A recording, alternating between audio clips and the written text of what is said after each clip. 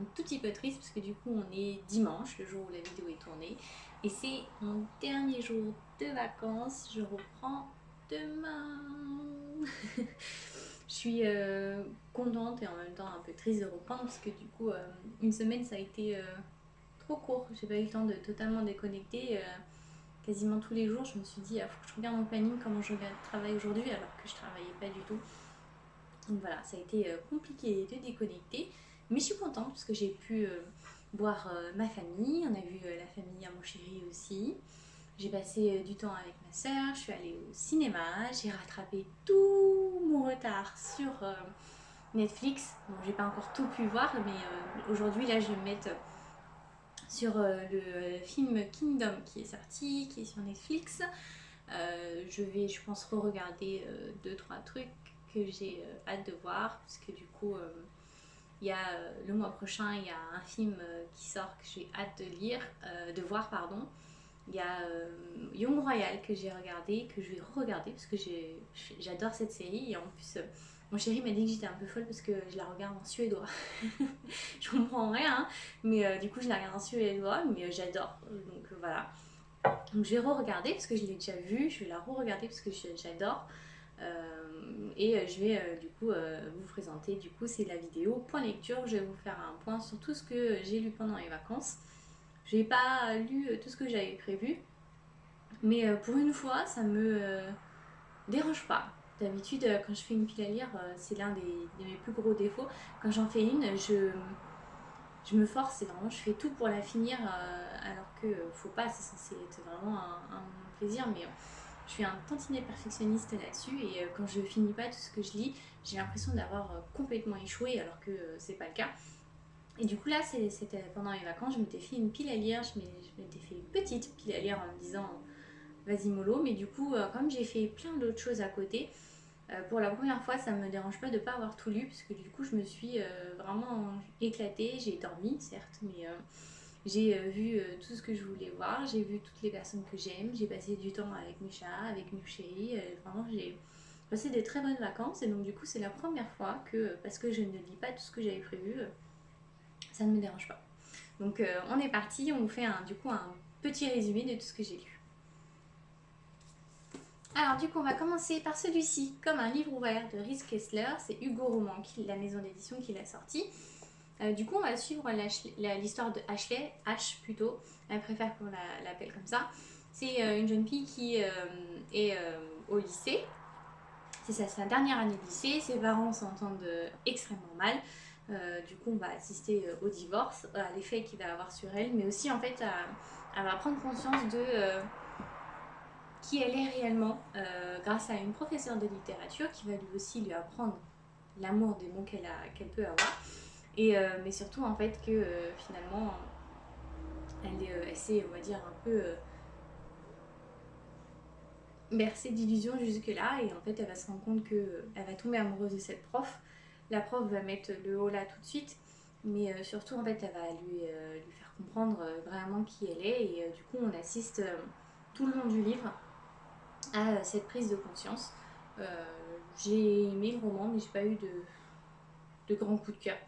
Donc voilà, j'ai été pas déçue, hein, parce que c'est un beau roman, hein, il se lit, il est très il est beau, mais pas de réel coup de cœur pour moi, donc voilà. Ensuite, sur ma liseuse, j'ai lu deux bouquins. J'ai lu Kingscar de Leigh Bardugo, c'est l'édition Milan qui l'a sorti, et j'ai lu le tome 1 et j'ai enchaîné par le tome 2 direct. Et alors, c'était juste génial. C'est le tome 1, on va vraiment de rebondissement en rebondissement, c'est impressionnant. Et en fait, les chapitres sont divisés en fonction des personnages. On voit le point de vue de chaque personnage. Il y a Nina, il y a Nikolai, il y a Zoai, je crois. J'ai plus le nom, j'arrive pas à retenir son nom, je suis désolée. La générale du coup de Nikolai. Et donc du coup, il y a vraiment eux, du coup ils sont vraiment dans le tome 1, Nikolai essaye vraiment de contrôler son démon. Ils vont se rendre compte en fait qu'ils sont tous plus ou moins bercés d'illusions jusque là, parce que c'est quelque chose qu'ils se rendent compte qui est impossible à faire. Donc du coup ils vont essayer de trouver une solution. Ils vont donc du coup tomber malheureusement dans un piège quand ils vont comprendre.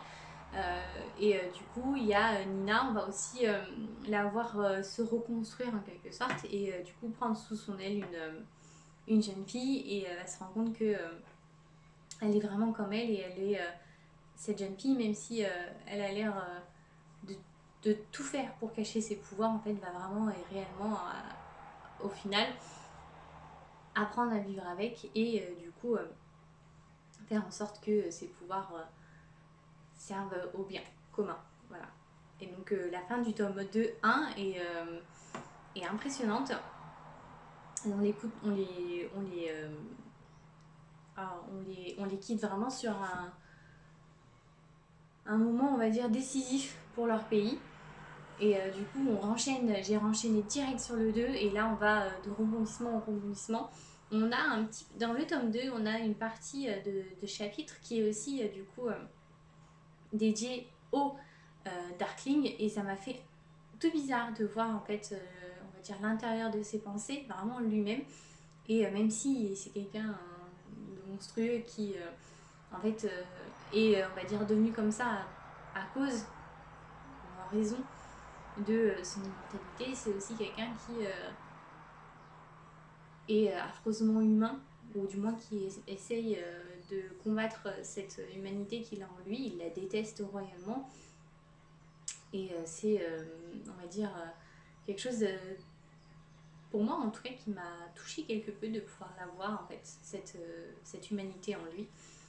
La fin, désolé spoiler s'il y en a qui l'ont pas vu, lui vraiment allez-y parce qu'elle est juste géniale cette duologie. Mais la fin est juste quand j'étais en train de lire, les derniers chapitres et il y a mon chéri qui me parlait et qui me disait mais tu me réponds pas. Je dis non mais là me parle pas là et on est en pleine guerre là, il faut que je sache comment ça se termine. J'étais vraiment mais alors accro et la fin est juste elle est juste magnifique, elle est pleine de sens, elle est romantique, elle est pleine d'émotions, elle est juste magique. C'est vraiment.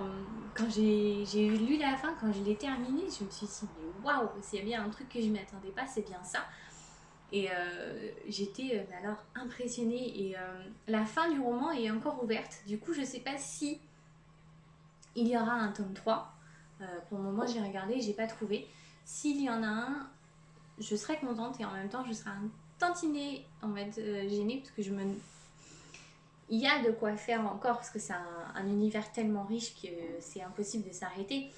Mais c'est impressionnant et je suis estomaquée et vraiment choquée de la fin. Je l'ai absolument, mais alors, adoré. Vraiment, c'est une belle surprise et c'est vraiment un très très bel univers et je suis trop contente. Et je suis heureuse de l'avoir lu. C'est vraiment une duologie qui m'a.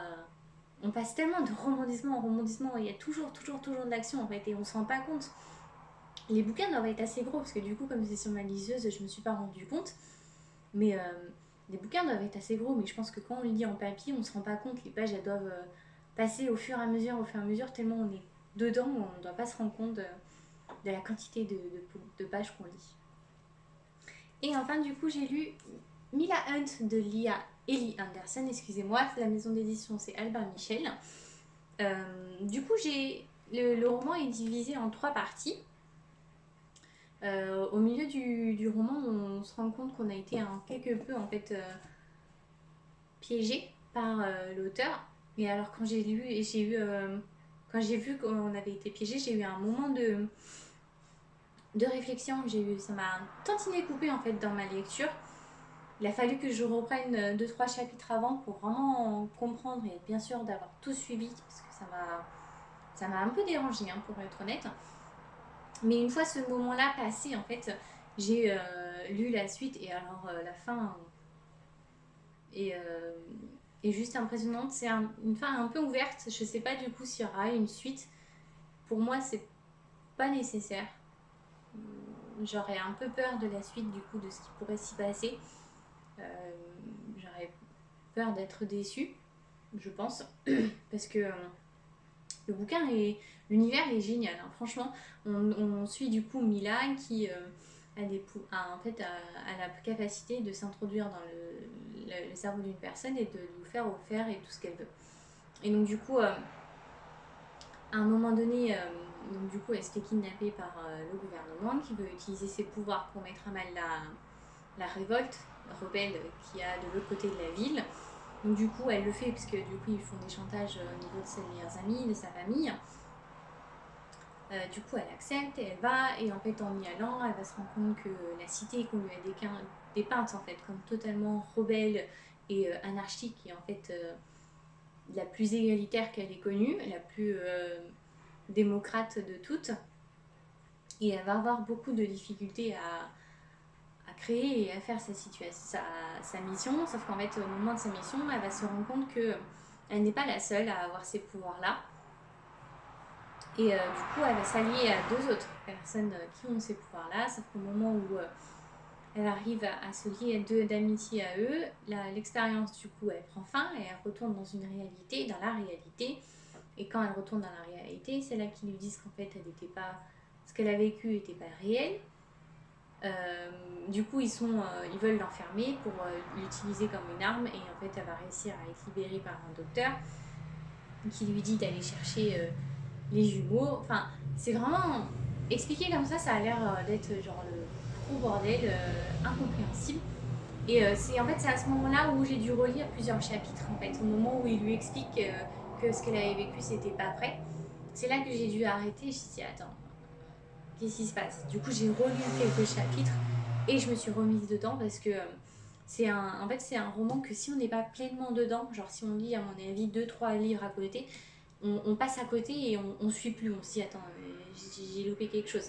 Et c'est vraiment un roman qu'il faut, selon moi, lire vraiment tout seul. Il n'y a vraiment que lui qu'il faut qu'on lise parce que sinon c'est à mon avis très très très compliqué de suivre. Mais du coup, dès qu'on a passé ce cap-là, en fait, où on comprend l'histoire de la réalité virtuelle, dès qu'on a passé ce cap-là et qu'on retourne du coup dans le vrai, on arrive à suivre l'histoire. Mais en fait, il y a juste ce moment-là qui fait qu'on peut vraiment être perdu et que si on n'est pas attentif ou si on n'a pas, par exemple, coupé la lecture juste avant et qu'on tombe à ce moment-là, ça peut être un moment en fait décisif et on peut vite décrocher. Donc voilà, mais sinon ça, c'est vraiment un roman hyper bien construit, c'est une réalité qui est impressionnante et qui peut être un peu réelle, si vous voulez mon avis. Donc franchement, il est sympa. C'est une très belle lecture, une très belle découverte et je le recommande vraiment parce que c'est une belle lecture. C'est ma soeur qui m'a prêté le livre et je suis contente qu'elle me l'ait prêté.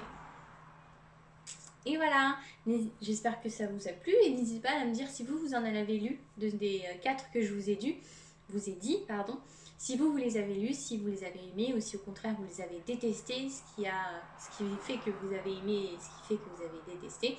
Et n'hésitez pas à m'en recommander d'autres et à me partager ce que vous avez lu du coup pendant vos vacances. Voilà, on se retrouve très vite pour une prochaine vidéo. N'hésitez pas à vous abonner et à liker si vous avez aimé et puis à aller faire un tour sur Instagram pour avoir toutes mes chroniques. Voilà, on se dit à très vite pour une prochaine vidéo. Salut!